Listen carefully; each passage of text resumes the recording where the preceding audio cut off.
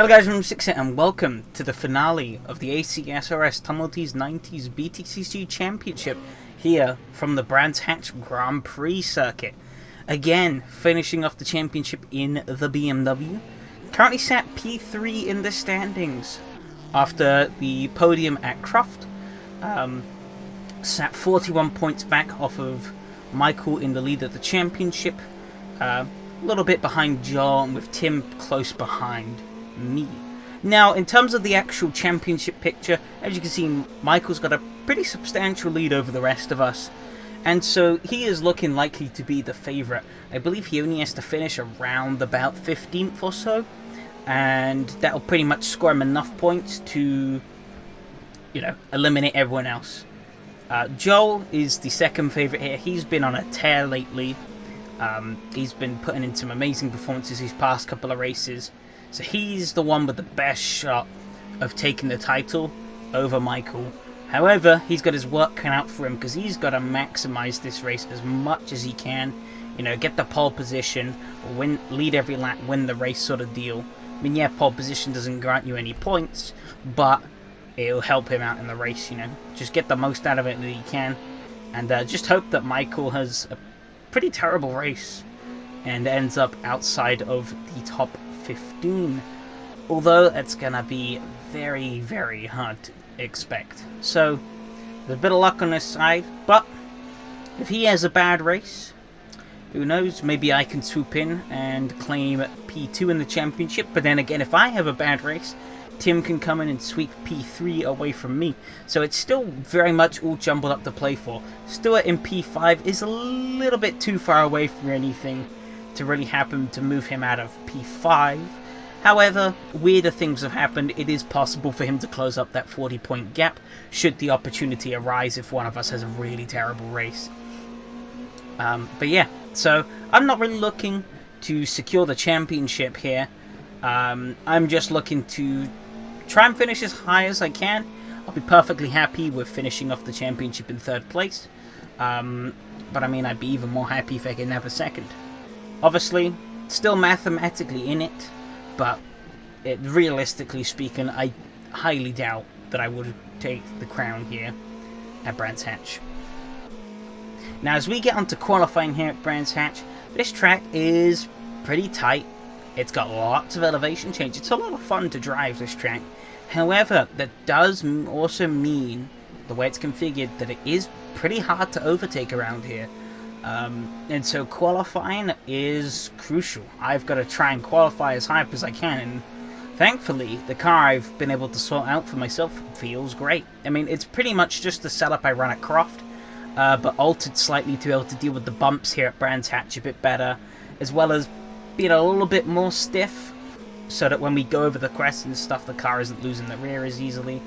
But other than that, it is pretty similar to what I run at Croft, and I mean, it's not a bad thing. I obviously like that setup because it worked very well for me there, and I'm kind of hoping that the same would happen here, and well, it did pay off in the end, as I was able to nab 4th place in qualifying to start the final race, which we will go through now. Okay, coming on to start the lap now.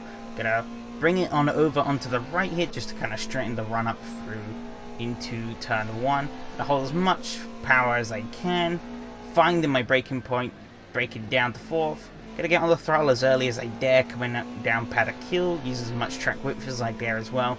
Looking for the braking point into Druids, braking down into 2nd, swooping it in, looking for the point where I can pick back up the throttle again.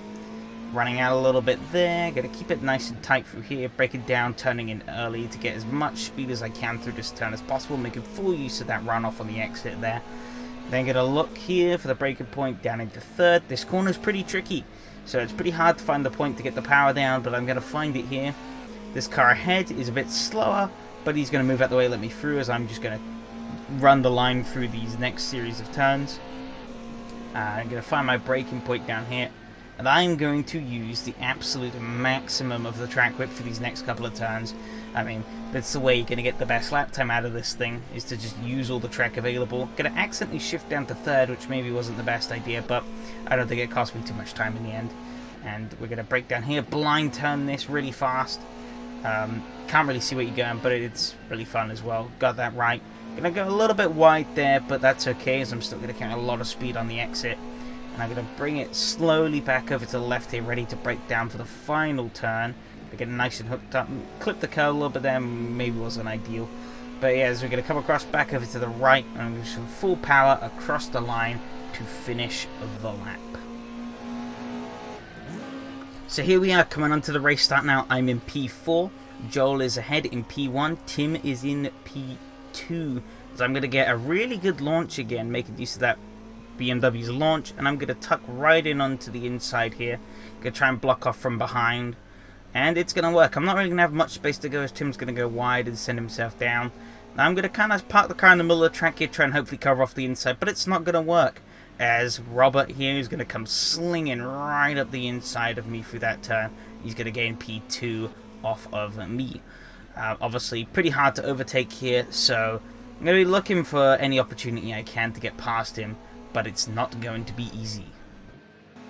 Now jumping forward a lap, as you can see, Joel has pulled away a fair amount, as I'm still stuck behind Robert. He was a little bit slower than me, and it kind of led to a train forming behind me. There's a load of cars stuck up behind me here, as I am going to try and see if I can get a run through here. But I'm going to cut just a bit too much and get a penalty. Now I'm going to have to try and find a place to serve this penalty. However, that attempt is going to get cut short, so I'm going to botch this turn and get a kiss from the rear from a fellow BMW. Unfortunate, but it's whatever. That drops me down to P15, as I actually still had to serve the penalty. As, I mean, apparently getting turned into a wall didn't serve the penalty, so I still had to take it, which only compounded my losses. So yeah, I had a lot of work to do from here on out. See how high up I can get from the grid. Don't even need to jump a full lap ahead, as you see these two BMWs here fighting side by side for position. And I put myself right in the firing line to potentially make a move on these guys. I'm going to look to the outside here, but nothing's really going to happen. However, Rob ahead of me is going to cut the track there, pick up a penalty. That's pretty key to know about, which I didn't know at the time, but you'll see it'll kind of explain itself right now, as I'm going to get an amazing run through here. I'm going to line him up on the inside and just completely send it. I'm going to be a bit cautious on the exit here. As I said, I didn't know he had a penalty, but as you can see, he doesn't really attack me back because he ends up serving his penalty instead. So that is me up to P14, and there's still a long way for me to go. Jumping forward a couple of laps here, as we're going to come down into Paddock Hill Bend. I'm fighting with these BMWs up ahead, as we're going to come into Druids. I'm going to look up the inside, but I'm not going to quite have the right. I'm going to make him lock up and go a bit wide, which is going to work out better for me, but it's not going to grant me the position. He still has the space there, but he's going to close that off before we make it to the turn, so I'm not going to have anywhere to go. As you can see, the amount of speed I held on the exit compared to him allowed me for another run, but again, nothing's really going to come of it. However, all these cars up ahead have now all sort of grouped up and concertinaed, and that is going to lead to these two ahead fighting.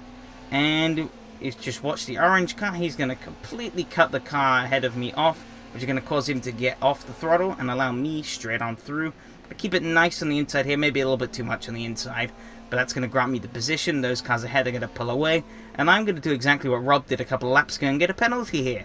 Amazing. However, I have a bit more leeway here, as I can just cruise off, get off the throttle onto the clutch, and I'm going to get back on the throttle here and have lost basically no time at all to the cars ahead, which went much better than last time I tried to serve a penalty. But as you can see, these cars are in a bit of a kerfuffle up ahead, trying to get themselves sorted. I know I'm quicker than them, so I'm going to actually gain back the time really quickly. As you're going to see ahead, these two cars are fighting, and you're going to see the white BMW head is going to move up into the top lane. This was his fatal mistake, as it's going to allow me an amazing run up the inside. It's going to pass not one, but two cars up the inside onto Paddock Hill. That's going to plot me up a nice few positions. Now, okay, skip forward a little bit, and you can see I'm battling Michael here. He's a little bit further ahead, but he's going to get this bit all wrong, and he's going to go right off the road, handing me the position. Obviously, I'm ahead of him in the race, which means I'll score more points, but there's still a lot of work to be done to even consider coming close to him in the points. As it stands, he will walk away with the championship because he's in a high enough position to do so. A few laps later now, catching up on the cars ahead, and Old Spaniard is going to replicate what Michael did and send himself off into the shadow round through this section here, although he's going to do it in a more fashionable way, getting it even more wrong, and that's going to grant me another position. And much later on now, Stuart here is going to be another victim to this area. He's going to make it horrendously wrong, and he's going to grant me another position in the process. Coming on to the final lap now, Old Spaniard from earlier has had a couple of pit stops, so he's a lap down. Now I'm going to let him by here because he is a lap down on me, and he should be faster on these fresher tires, should I say. But however, he's going to kind of just get in my way these first sector.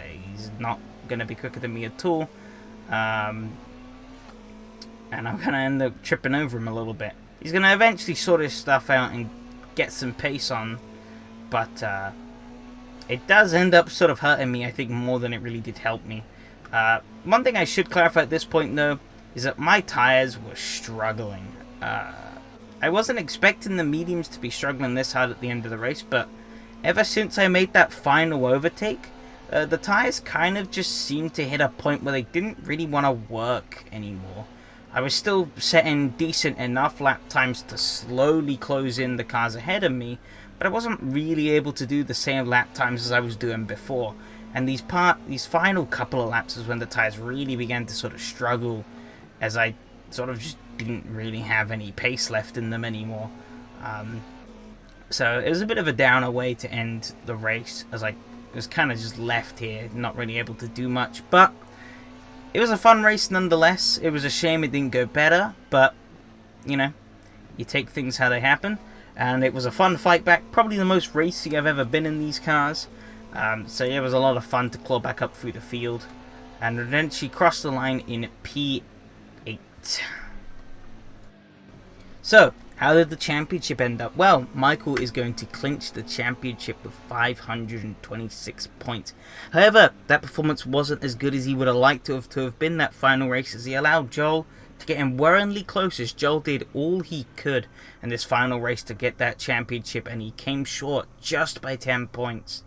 I did enough to hold on to P3 over Tim. We both closed in a little bit on Michael, and Stuart fell back a little bit further, obviously from his bin towards the end of the race. Now, okay, to look at my own individual performances, it was a 6th place at Donington, 2nd place at Goodwood, 10th place at Silverstone, 8th place at Thruxton, 3rd place at Croft, and then 8th place again at Brands Hatch, giving me an average finishing position of 6.16, which I would say I'm pretty happy with. Yeah, there were things I could have done better, especially at Silverstone and Thruxton, that likely would have put me in a better place for the championship. However, I could have said that for everyone else. You know, everyone else had their down moments, that had they have not have had those, they would have scored much better in the championship as well. So, you know, it is what it is. It was a really fun championship. I enjoyed sort of every minute of it. I'd love to get stuck into another championship like this. Because, yeah, it was great to go through all of it. It was a very fun car, very fun set of tracks. So, yeah, that's it for the BTCC Championship. If you did enjoy, like, I appreciate it. If you're new, subscribe, I appreciate it as well. I guess that's it for now. Goodbye.